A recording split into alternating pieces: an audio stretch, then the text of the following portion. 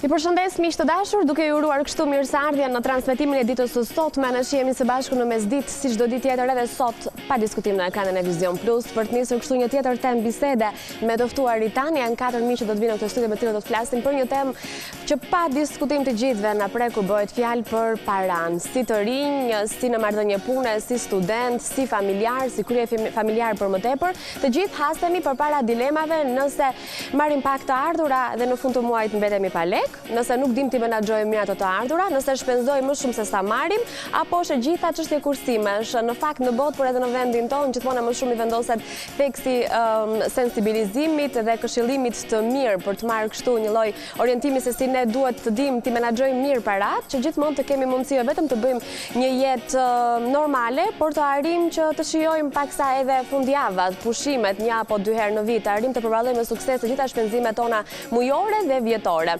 Në fakt, besoj se cili prej nesh e ka tentuar një herë të vetme të bëjë një planifikim mujor apo vjetor, me sukses apo jo, do të ndajmë edhe eksperjenca personale në këtë studio, pse jo do të mundohemi të marrim dhe një orientim të shëndetshëm në mirë menaxhimin e parave.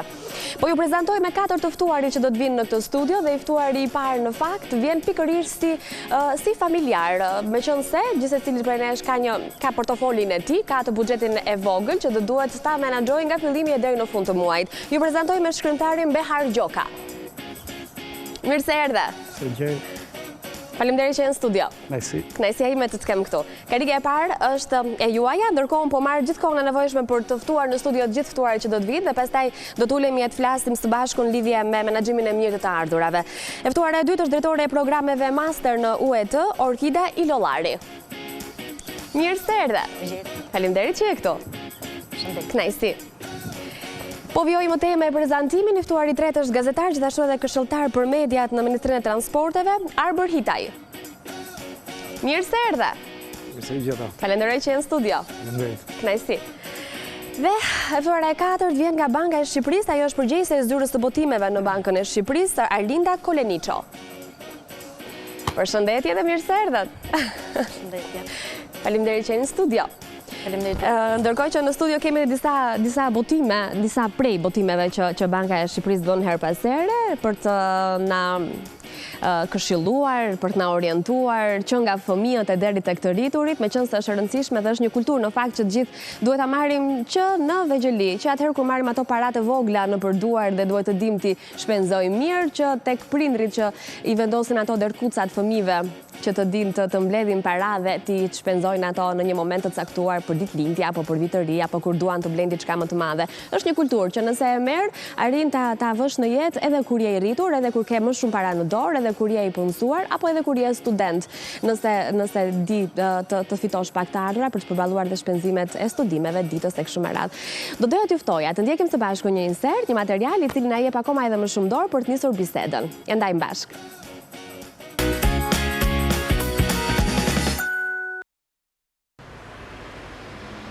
Çdo individ në jetën e tij kërkon që të arrijë objektiva të ndryshme, të cilat kërkojnë para. Për këtë, do të ndihmonte një plan i mirë i menaxhimit të ardhurave dhe shpenzimeve, ose ndryshe, buxheti familjar. Përdorimi me kujdes i të ardhurave dhe hartimi një plani kursimi e bën më të mundshme arritjen e qëllimeve dhe objektivave, qofshin ato afat shkurtra ose afat gjata. Krijimi i një buxheti efikas nis me 2 fusha kryesore: të ardhurat dhe shpenzimet. Të ardhurat tregojnë të gjitha paratë që merren nga burimet të ndryshme, të cilat mund të jenë paga, shpërblimet, ndihma sociale, pensionet, të ardhurat nga qiraja e një prone të paluajtshme ose nga investimi i kursimeve. Në anën tjetër të buxhetit gjejnë shpenzimet, të cilat janë paratë që nevojiten për të përballuar pakesa të ndryshme. Në këtë kategori bëjnë pjesë qiraja mujore ose kësti i kredis, fatura mujore e energjisë, ujit, telefonit, internetit, pagesa e shkollës, ushqimet, veshmbathjet dhe argëtimeve të fushave të ndryshme. Bilanci përbën diferencën midis të ardhurave dhe shpenzimeve. Nëse të ardhurat janë më të larta se shpenzimet, atëherë bilanci është pozitiv dhe plani menaxhimit të buxhetit do të quhej i suksesshëm. Pjesa e mbetur e të ardhurave mund të shkojnë për kursim, në mënyrë që në të ardhmen mund të plotësohen një nga nevojat personale ose familjare, të bëhet një udhëtim, të blihet një pajisje shtëpiake apo të mbulohet një emergjencë. Në rastin kur shpenzimet janë më të mëdha se të ardhurat, bilanci do të jetë negativ. Përballë kësaj situate, zgjedhjet janë 2: gjetja e mënyrës për të rritur të ardhurat ose të shkurtohen disa nga shpenzimet duke filluar nga ato më pak të nevojshmet. Miliarderi amerikan Warren Buffett ka një shprehje tepër të famshme që bazohet në rregullat për shpenzimin e paras. Rregulli numër 1: asnjëherë mos shpenzo para kot. Rregulli numër 2: kur mos e harro rregullin numër 1.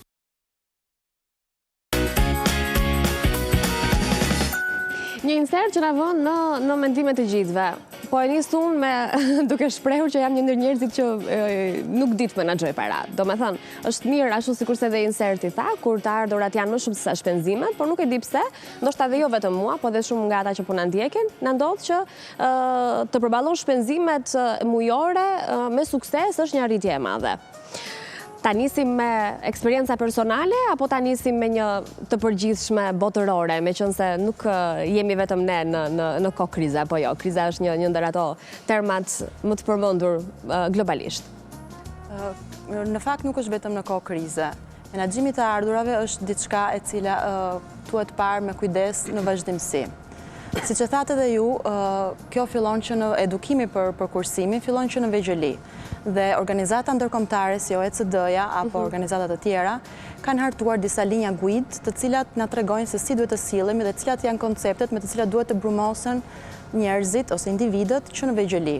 Pra, në grup mosha të caktuara, njerëzit duhet pajisen me koncepte të caktuara. Për t'i shtuar më pas dhe për t'i thelluar këto koncepte me kalimin e kohës.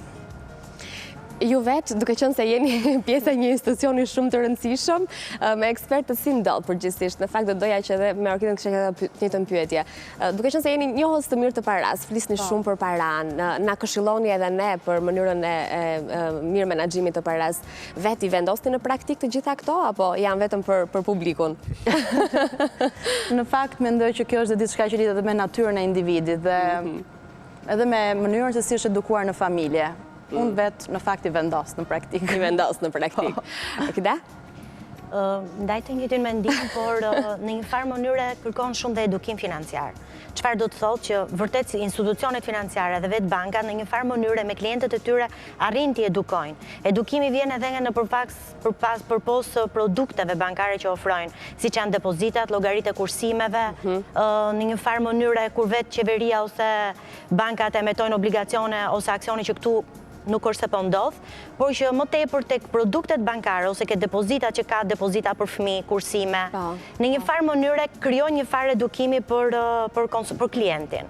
Pra janë bankat ato që i ofrojnë këto produkte dhe pastaj është ai klient i cili vendos nëse këto para që ai kursen a mund t'i vërë në depozit të kësaj lloj kategorie, sidomos tek depozitat kur ata janë dhe më sensitiv, si dhe populli kemi kulturë që ruajmë para për fëmijët për shkollimin e fëmijëve.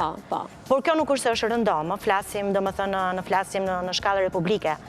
Nga studimet e fundit që janë bërë nga Banka Botërore, ne pothuajse kemi 42% nivelin e varfërisë, kështu që normalisht nuk mund të flasim për këtë lloj shtrese të cilët duan të kursejnë, po flasim për një shtres të cilët janë buxhetor ose janë pagamarrës ose të mirë paguar që mund të kursejnë dhe mund të them që mund të kursejnë në afat shkurtër, për një objektiv afat shkurtër.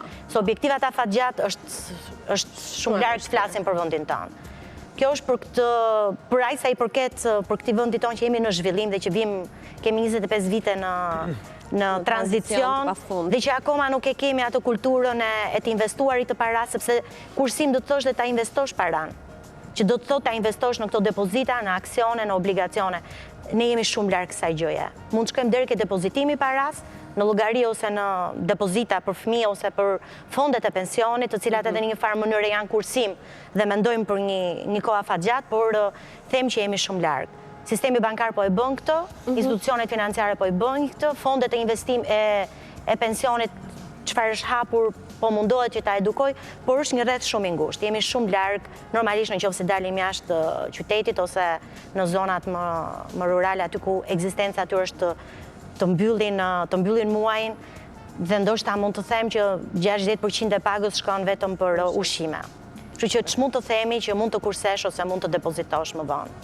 Kjo është përsa i përket një kuadër jo aq pesimist, por që në fakt ky është realiteti. Kështu që duhet ta themi edhe këtë për të mos shkuar tek pushimet apo tek shpenzimet. Përsa i përket pastaj pjesës kush është një pagamarrës i mirë që paguhet mirë, edhe këtu mund të them që kursimi është paka shumë individual dhe është një term afat shkurtër. Kursimi është vetëm për një palë pushime, për të blerë diçka, një objekt, për të arreduar shtëpinë, po që jo kursime, ato çfarë bota e zhvilluar jashtë me perspektiv shumë me perceptim tjetër, me perceptim financiar do të thoja. Në drejt. Kur ke patur paratë e tua për herë të parë, domethënë kur ti je shpërblyer qoftë për punë apo për diçka tjetër dhe ke parë para që ti ke merituar dhe si janë shpenzuar ato, thjesht për të se aty ndihet vlera e lekut kur i ke të tuat. Në fakt duke dëgjuar bisedën, pikërisht kjo që thua ti është e vërtet, sepse kur ti vërtet e ndjen në kurrizin tënd që je lodhur 1 muaj, 2 muaj dhe ke marrë pagën e parë, aty e kupton vërtet në një farë mënyrë vlerën që ka paga. Duke dëgjuar për Warren Buffett, secili kam përshtypjen nuk ka ato rregullat e veta për sa i përket shpenzimit të parave. Unë kam lexuar dhe një rregull tjetër që si do të shkoj paga jote e parë, ashtu do të shkojnë pothuajse gjithë pagat. Çfarë thua? Lajm i keq ky. Lajm i keq sidomos edhe për mua, sepse kur kujtohem që kam qenë në vitin e fundit të gjimnazit që punoja në një bar. Ajo pagë e parë iku me një herë duke qerasur miqt, familjarët. Duke çuar një ëmbëlsirë në shtëpi. Ikën me një herë pa e kuptuar dhe ashtu besoj ka vazhduar dhe më pas. Mirë që ka. Por nëse njeriu është dhe me fazë moshe. Po patjetër. Besoj unë, sepse pas të 30-tave ose pasi një njeri krijon një familje, aty mendon më shumë për të krijuar kursime. Por unë do të ndaja me faza, në mendimin tim janë ato që tha dhe Orkida, pra që janë në fazat caktuara dhe në afat shkurtër. Në Shqipëri, ose ma esa flasim edhe me miqt, është faza e shpenzimeve, që në pjesën më të madhe është gjatë vitit të ri, para vitit të ri, festat e tjerë. Më pas vjen pas vitit të ri që njerëzit përpiqen që të krijojnë kursime, të ruajnë diçka për pushimet. Dhe në një farë mënyrë pjesa më e madhe, nëse do thoshe kështu edhe me aq sa kam lexuar dhe me aq sa njoh, janë në këtë rreth, në këtë cikël. Pra për qëllime afatshkurtra, le të themi, ose për të arreduar shtëpinë, gjëra të tilla. Ndërkohë që kur flasim pastaj për shpenzime të mëdha, për bler një makinë ose për gjëra të tjera, sot falë edhe bankave janë dhe mënyra të tjera, kredit, overdraftet, të cilat në një farë mënyrë janë një zgjidhje momentale. Mund të rëndojnë në afat gjatë ose jo, pastaj varet nga termat që secili merr, por në pjesën më të madhe unë kështu e shikoj në një fazë me cikle për secilin. Kjo gjithmonë vlen për zonat urbane, sepse zonat rurale pastaj kanë një specifik tjetër që në një pjesë mund të jenë në kuadrin e mbijetesës dhe pastaj aty ndryshon. Aty fjala kursim do të ishte tepër pastaj. Në drejt. Zoti Behar, si e keni marrëdhënien me paran? Të drejtën nuk mund ta kesh keq. Do me thënë që e do e di, po atë do është ideja. Kam përshtypjen që jo, sepse largohet shpejt. Është pak drejlërake. Ikën, madje ikën në drejtim paditur. Ose ai e di drejtimin, po ne në përgjithësi nuk e dim. Tema shumë interesante dhe unë do të thoja që rregulli numër 1 e thot shumë bukur gjua shqipe. Kur merr shtat, mos prish shtet. Sepse në momentin që prishet ekuilibri i asaj që merr dhe i shpenzimit, ka një problem shumë të madh. Kursimi, duke menduar dhe duke dëgjuar parafolësit, unë do të thoja që ne kemi një tip kursim për kursim. I fshejmë në mur, në sunduk etj. Dhe kjo në fakt, kjo duhet marrë fund në një kuptim, sepse kursimi për zhvillim është praktik. Rendimore është praktik që duhet ta mëshirojmë, do të thonë, një para e investuar është kursim dhe shumë fishim. Një para e ngurtësuar nuk e di se ku na shpije dhe unë do të thoja që unë i kam mirë, por në fakt duhet i kem edhe më mirë në raport gjithmonë me atë menaxhimin. Paraja është mjet që na realizon kënaqësitë. Paraja nuk është qëllim. Dhe në momentin që shoqëria njerëzore më duket se ka një moment që po e shndron gati në një ideal, të përfitoj pafundësisht, oreksi vjen duke ngrënë etj. Në ndërkohë që një grupim tjetër është gjithmonë e rrezikuar për mungesë parash. Pra, të flasësh për kursim të ata që nuk kanë fare se çfarë bëjnë është absurde, por shoqëritë njerëzore në momentet kur ne jemi, nëse duan të nesërme duhet të mendojnë dhe të lënë diçka me një anë për të ndërtuar diçka më ndryshe botën në cilën ne jetojmë. Megjithatë ju e tha që ne karakterizohemi si një shoqëri që duam të kemi parat aty në shtëpi apo në këto zonat tona të fshehura, sepse për fat të keq ne vim dhe nga një shkuar që nuk është se kemi pat tronditje të mëdha financiare. Ka dhe një që do të problem. thotë kemi humbur besimin Është edhe kënaqësia e Harpagonit. Ne duam t'i numërojmë. Është kënaqësia e një ambicie, do të thosha. Shiko se ne kemi edhe kështu supersticione, është mirë ti numërosh parat, ose ku me rogën numëroje se është mirë. Biles duhet edhe ti fërkosh për. Ti bëjmë, po. Për ata që kanë shumë. Edhe për ata që kanë shumë. Sidomos për ata, sepse atyre ju ikin shpejt. Kështu që. Megjithatë unë doja të shtoja, duke qenë se vim nga më thonë, jemi në tranzicion dhe vim i kemi qenë popull i varfër, koncepti i ruajtjes së paras tonë, do të gjithë mund të jemi dakord, ishte gjithmonë ta ruajmë për një ditë të keqe. Për një ditë keqe, pra, drejt. dhe gjyshet tona, ose dhe vetë prindrit tanë, kishin atë konceptin e kursimit, por gjithmonë për situata të papritura. Si që bota rëndom e ka, për situata të papritura ka një kursim, por situata jonë e papritur gjithmonë ka qenë ajo për një ditë keqe që ishen vdekjet, smundjet. Pra, dhe kursimi në atë periudhë ka qenë vetëm thjesht për një situatë të cilën për të papriturat, për vdekjet që mund të ndodhin, sepse normalisht vetëm atë prisnim. Por që të kursesh param për një jetë më të mirë nuk bëhesh fjalë, nuk bëhesh fjalë. Dhe ndoshta se ne jemi akoma ajo gjeneratë të cilët e përcjellim ose jemi edukuar me atë lloj mentaliteti, prindrit tanë dhe vetë ne, ndoshta fëmijët tanë jo. Kursimi i parat gjithmonë është ajo për të qenë më të sigurt, për të qenë të qetë, për të patur një jetë komode, por jo thjesht për ta investuar atë para që ky kursim të na shkojë në një cikël ekonomik ose në një zhvillim. Se cikël ekonomik unë do të çoja, meqense ne do ta kursenim të para dhe do ta depozitonim nëpër banka, në produkte të ndryshme, duke bërë aksione, duke bërë obligacione dhe kemi një cikël i cili ky kursim na çon në rritje. Por ne flasim për një kursim stok, ose më saktë, nëse do ta quajmë në gjuhën ekonomike, një kursim spekulativ, në thonjza, që do të thotë para e ngurcuar, para e lënë në sunduk, para për një ditë të keqe.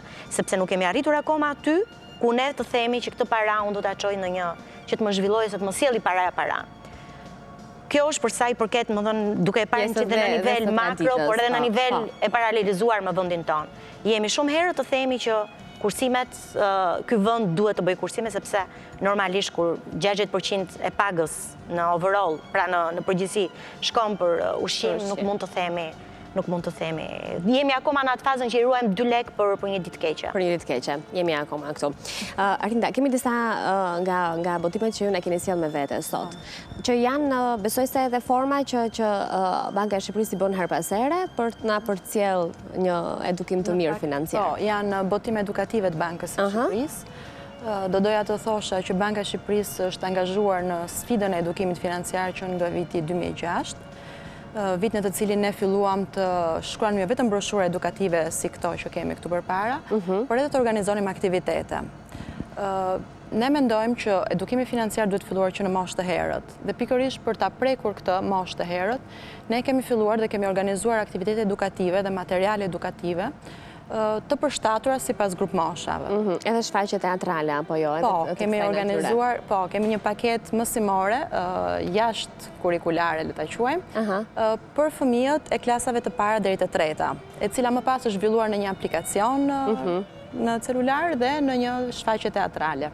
Dhe shumë interesante. Po, është shumë interesante. I merr mesazhet mirë fëmia në. Po, i merr mesazhet mirë dhe janë pikërisht këto konceptet e para të kursimit ose të njohjes së paras, të njohjes edhe të simbolikës së paras, pse jo, për të kaluar më pas tek gjimnazistët, për të cilët ne kemi përgatitur një modul të veçantë, është ai libri aty përpara, quhet Financat personale në duart tuaja, dhe është një modul për ta angazhuar ose për t'i krijuar një kulturë bazike fillestare çdo individi në atë grup mosh.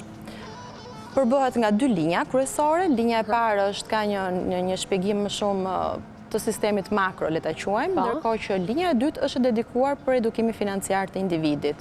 Dhe shpjegon pikërisht të gjitha këto konceptet për cilat po flisin dhe bashkëpanelistët e mi, do me thënë jo vetëm produktet bankare, shpjegon produktet bankare, produktet e ndryshme financiare, planet e kursimit, mënyrën se si mund të krijojmë një buxhet personal ose familjar, duke shpresuar që në këtë mënyrë ne të ndikojmë jo vetëm tek nxënësit të cilët studiojnë me këtë tekst, por edhe tek familjarët e tyre.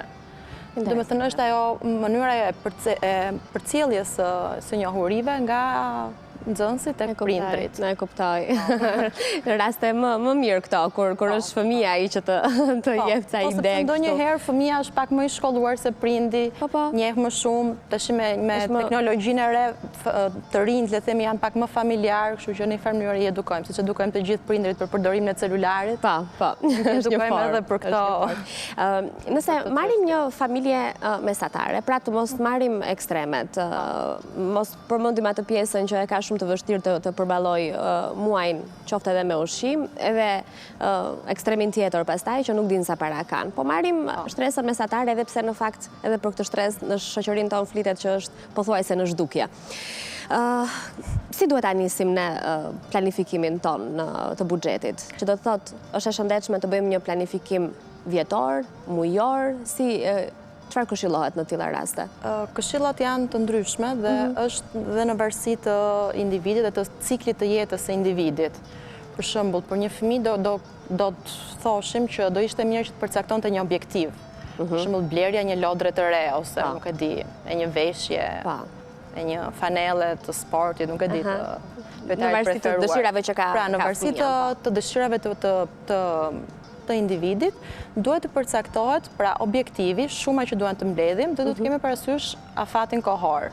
Në këtë mënyrë duhet të kuptojmë që sa duhet kursejmë në çdo periudhë, çdo muaj për shembull ta zëm. Ndërkohë që në rastin e një familje ose në rastin e një individi të rritur, këto gjëra janë pak më të ndërlikuara. Nuk është që thjesht kursejmë paratë ka i dërkuci vogël dhe presim derisa të na mblidhen lekët që të blejmë këtë lodrën e bukur. Në rastin e një familjeje, ne sugjerojmë që individët të drejtohen drejt produkteve bankare. Pra, krijimi një plani kursimi në një bank do të ishte një ide e mirë, jo vetëm sepse këto para nuk i kursejmë në shtëpi dhe është një mënyrë dhe pak për t'i larguar nga vetja, në mënyrë që ta kemi pak më të vështirë për t'i prishur. Por është gjëja kryesore është që përfitojmë edhe nga interesat bankare. Në këtë mënyrë, pra nuk kemi atë kursimin e mbetur stok, por kemi një kursim të investuar. Dhe është diçka e cila do të rritet me kalimin e kohës dhe do të sjellin përfitime. E kuptoj. Kush e mban llogarinë familjen tuaj? Do me thënë, kush menaxhon para të ardhurat? Kush ndal lekët e faturave, të telefonave, të makinës, të veshjeve, të pushimeve, të ushqimeve? Unë kam fat le të themi, sepse bashkëshortja ime është ekonomiste. Okej, edhe po të mos ishte do ndryshonte gjë? Se prapa ajo do t'i mbante. Gjithsesi ndikon, ndikon. Ndikon thua? Jam më i qetë përsa i përket, nuk mendoj shumë përsa i përket faturave e tjera, sepse bilancin e bën tjetër kush. Pak fjalë. Por unë do thoja që përsa i përket kursimeve, ajo lidhet është dhe me individ. Varet nga jeta që bën gjithë secili, sepse ka dhe profesionet të tilla që ndoshta kërkojnë më shumë impenjim ekonomik. Pastaj ka dhe profesionet të tjera të cilët nuk kërkojnë impenjime financiare e tjera. Varet shumë dhe pra nga mënyra e jetesës dhe nga individi.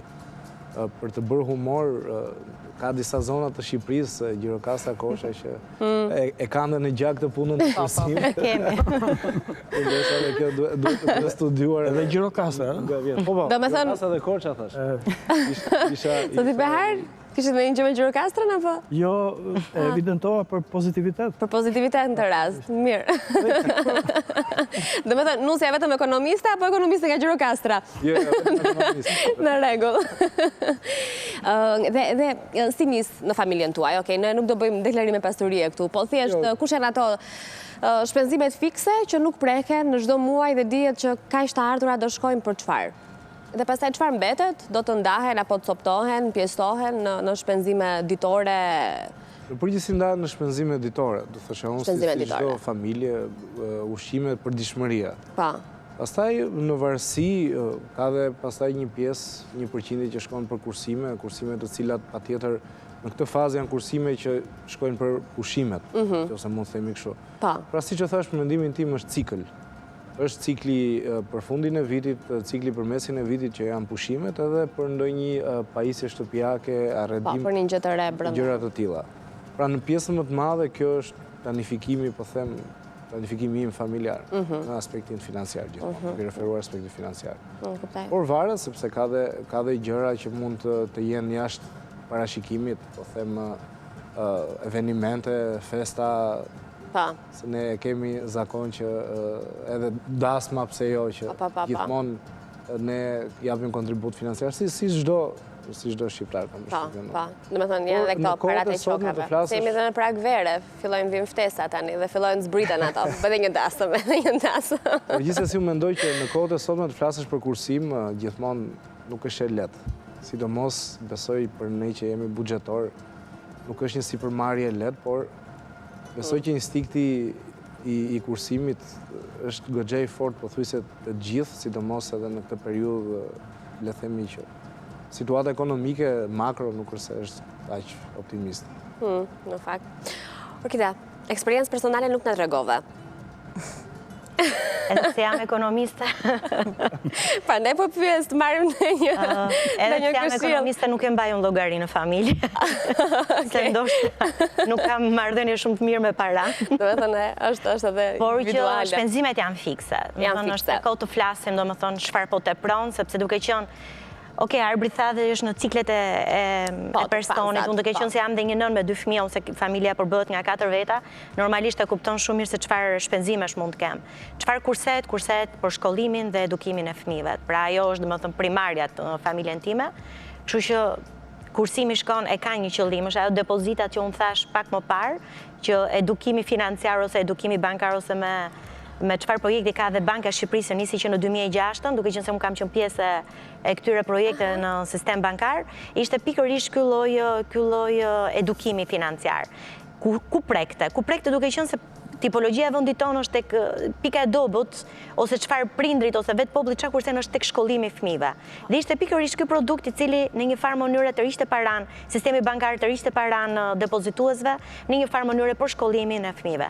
Dhe janë këto mënyra të cilat në një farë unë i kam përdorur vetë, sepse duke qenë se paga kalonte në llogari bankare, në ditën e pagesës kaloheshe një shumë minimalisht e vogël depozit për shkollimin e fëmijëve. Pra janë disa artifica, forma shumë të vogla që në një farë mënyrë dhe të kondicionon. Ti e quaj si shpenzim fiks atë sepse të është larguar nga e ardhura jote, ndërsa të tjerat janë të llogaritura.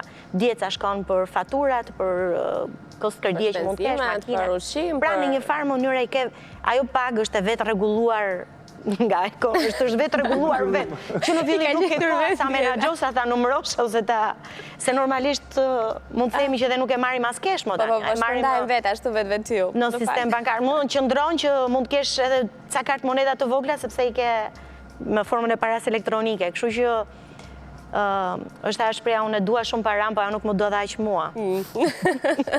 Sot i ver.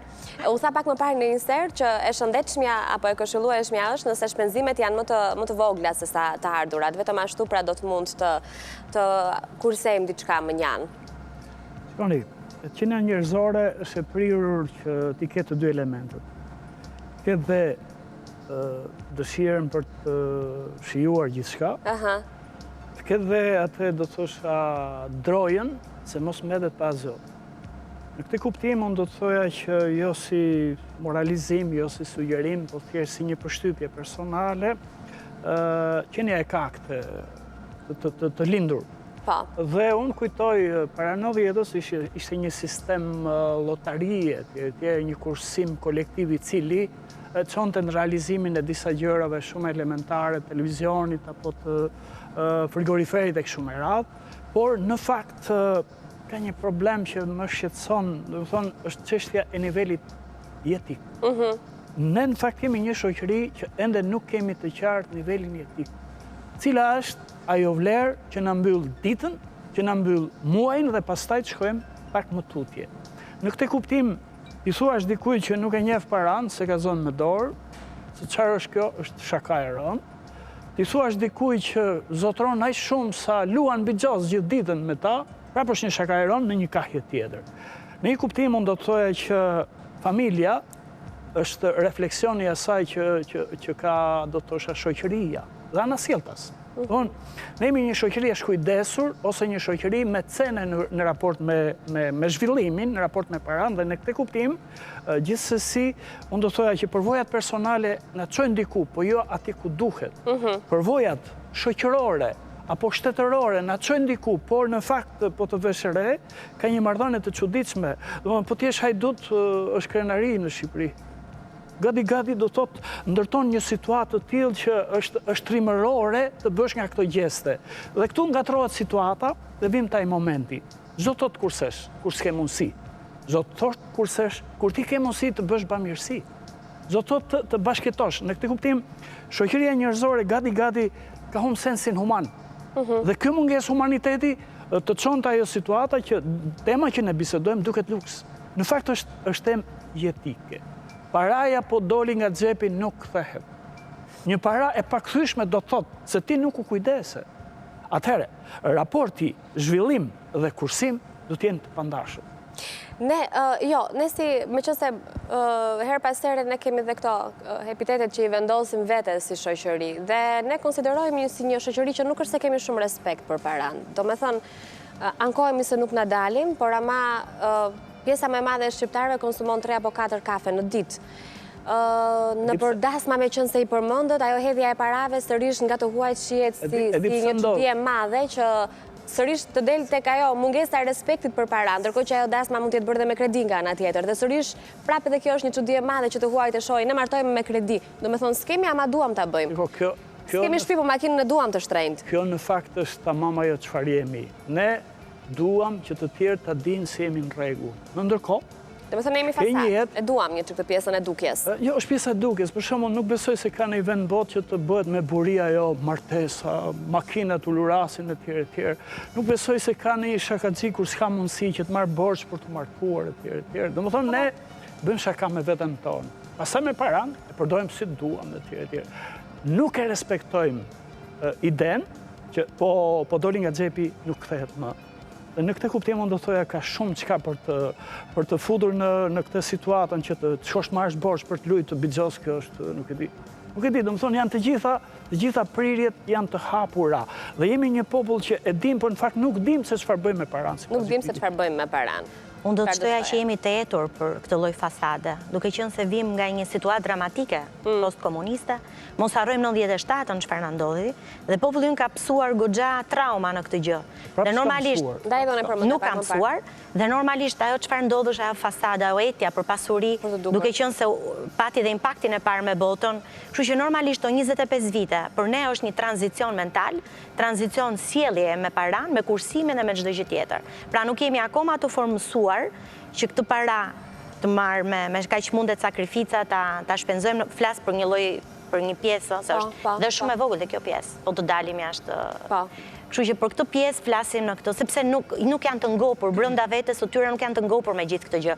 Në një kohë shumë të shkurtër duhet bëjnë ato gjëra që bota ka pasur vite, shekuje, dekada për të arritur. Kështu që normalisht kjo është sindrom, nuk është se është populli ynë. Kjo është sindrom i një populli të varfër, një popull që të riqet nga një e kaluar e cila ka lënë shenja. Flasim, ndoshta unë jam brez akoma që kujtoj trauma të mëdha. Mos harrojmë dhe 97-ën. 97-a që ishte një, mund të thoja, për ne është një dramë kombëtare, e cila çoi, domethënë, atë lloj. E kaluam si komedi apo? Nuk mund të them. Ne po kalojmë akoma dhe kemi akoma pasojat e 97. Pasojat të cilat i kemi akoma në kurrizë, nuk shërohen kollaj. Dhe normalisht kjo ishte dhe impakti që pati shqiptari me paran në atë periudhë. Pra, jo se bota nuk i ka kaluar piramidat, Italia në 70-ën, 80-ën i ka kaluar në një formë të lehtë, por qasja që patëm ne me paran dhe me atë lloj ishte thjesht sepse ne nuk kishim këtë lloj kulturë. Ishim të gjithë të varfër, nuk kishim para, nuk dinim si ta shpenzonim, si ta harxhonim, dhe çoi drama tjetër ishte edhe shitja e shtëpiave. Kështu që normalisht ishte kulturë, sjellje dhe pasoja, këtu jemi shumë është bërë dhe kaq do të thoja. Çdo situatë dhe fenomen shoqëror ka një të shkuar dhe jo rastësisht dhe mund të flasim pas 25 viteve që kanë ndryshuar gjërat. Në fakt. Nëse flasim për shpenzime të tepërta, ka shpenzime që ne i çojmë dëm apo që do të ishte mirë ti kontrollonim se ndoshta pak sot e pak nesër do mund të arrijmë të kursejmë diçka. Në fakt të tepërta. Kjo është pak relative do thosha, sepse një shpenzim i cili gjykohet i tepërt për dikë mund të jetë shumë i nevojshëm për dikë tjetër. Megjithatë, ajo që thonë ekspertët në termat kursimit është që ne du ta fillojmë kursimin duke hartuar më parë një buxhet, një buxhet familjar. Të shikojmë cilat janë të ardhurat, duke llogaritur mirë vetëm të ardhurat nga paga, por edhe të ardhurat e tjera. Për shembull, nga shpërblime, nga, nuk e di, ndihma sociale, të ardhurat nga familjarët në formë remitancave, ose të ardhurat nga investimi i kursimeve tona. Dhe më pas duhet të shikojmë pjesën tjetër, pra kraun tjetër, kraun e shpenzimeve. Duke regjistruar të gjitha shpenzimet që ne bëjmë gjatë një muaji, do të jemi më koshent se ku shkojmë parat tona në fund të muajit. Është e vërtetë që pak a shumë ne kemi një ide të qartë se ato janë shpenzime fikse, pra shumica e tyre, megjithatë në një moment i tillë, pra një regjistrim të ardhurave, do të ishte një lloj pasqyre për ta parë veten se ku jemi dhe ku shkojmë parat tona. Dhe ku shkojmë, që mos themi pastaj, po ku shkojmë. Dhe pastaj, domethënë duke i pasur përpara këto lloj të dhënash, mund të gjykojmë më mirë se cilat mund të jenë shpenzimet e tepërta. Dhe këtu mund të gjejmë ato shpenzimet që ndoshta kanë qenë të panevojshme. Në përgjithësi, shpenzimet të cilat sakrifikohen të parat në momente të i kalimit të buxhetit tonë, do ishin ato për argëtim, do thoshim. Aty kufizohemi të gjithë. Aty do kufizohemi. Argëtimi, veshja, në një kafe më pak.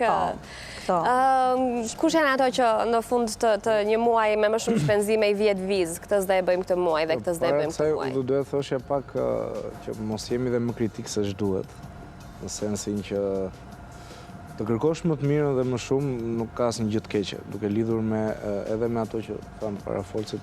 Nuk ka asnjë gjë të keqe ti kërkosh më të mirën për veten tënde, për familjen tënde. Absolutisht. Dhe nëse referohemi dhe krizës së fundit që ka ardhur nga Shtetet e Bashkuara në pjesën më të madhe ekonomike, ka ndodhur pikërisht nga kjo, sepse njerëzit që kishin të ardhura jo shumë të mëdha, merrin më shumë kredi se ç'mund të mbulonin. Dhe kjo ka qenë një nga arsyet që dhe Shtetet e Bashkuara, që po themi është maja e piramidës së kapitalizmit, sidomos për pronat pasuritë e patundshme, kaloi një krizë goxha të fortë ekonomike në vitin 2008, e cila erdhi pikërisht nga kjo, sepse njerëzit merrnin kredi për shtëpi, për makinë, për pushime e tjerë, dhe unë e quaj normale deri diku këtë etje që kanë shqiptarët për të pasur në një farë mënyrë ato gjëra që nuk i kanë pas gjatë viteve të kaluara. Dhe një shtëpi, një makinën e mirë, ose jo, pushime e tjerë. Dhe unë e quaj pas të çdo shoqërie. Dhe kjo besoj që është jo vetëm në Shqipëri, po dhe në rajon. Problemi pastaj mund të jetë në fazat e tjera ose në aspektet e tjera që ne mendojmë ose dëshira jone e madhe është që të pasurohemi shpejt në një kohë të shkurtër dhe pa punuar. Kjo besoj unë mund të jetë një handicap i madh që ka shoqëria jonë, por jo aspekti që të kërkosh më të mirën për veten tënde ose për familjen tënde. Sepse nëse ti këto kërkesa që ke i bazon në angazhimin tënd në punë ose angazhimin tënd profesional, flas për të gjithë anëtarët e një familje, atëherë kjo patjetër që ti mund të përballosh edhe një kredi ose dy kredi për të mbuluar ato nevoja dhe ato kërkesa që ka familja jote. Por problemi pastaj është ajo pjesa tjetër që ne duam në një kohë të shkurtër të lajmë kredin, ose po ta shikosh angazhohen shumë njerëz që ne njohim, ndoshta edhe ne vetë që kur marrim kredi, impenjohemi që ti shtyjmë në një periudhë shumë të shkurtër kohe, duke rënduar ndoshta buxhetin edhe për gjëra të tjera për familjen tonë. Këtë e kisha me merak ta thoja. Dhe ja e the. Sepse edhe majsa kam parë dhe kemi lëvizur pak a shumë në rajon ose në Europë, sidomos në vendet fqinje, kjo është një situatë që është kudo. Nuk është vetëm para se të vija këtu, pash një studim i cili i thoshe për kulturën ekonomike. Në Bashkimin Evropian, për shembull, Italia ishte e fundit. Ne nuk ishim pjesë, sepse rajoni Ballkanit Perëndimor nuk është ende pjesë, por më bëri përshtypje që Italia ishte e fundit, sepse është ekonomia e 7 në botë, bën pjesë të G7-a. Dhe kur shikon që njerëzit e thjesht janë të fundit në aspektin e kursimeve e tjerë, pra do thotë që lidhet shumë me mënyrën e jetesës. Sa shpenzon për veshjen, për qefe, për argëtime, për gjërat kësaj natyre. Para se ta mbyllim, në fakt të gjithëve na ndodh që në për rrjetet ndryshme, në për internet lexojmë nga këto këshillat, si të bësh i pasur me 5 hapa, si të kursesh me 10 hapa, 10 të pasur që kanë qenë të varfër, e gjërat kësaj natyre. I besoni ju këtyre apo vetëm unë i lexoj? Zoti Behar, për apo e keq me Rako, nuk kemi qëllim të bësh i pastër. Për të lexuar i lexojmë, por i lexojmë si një shaka. Si kuriozitete. Si shaka.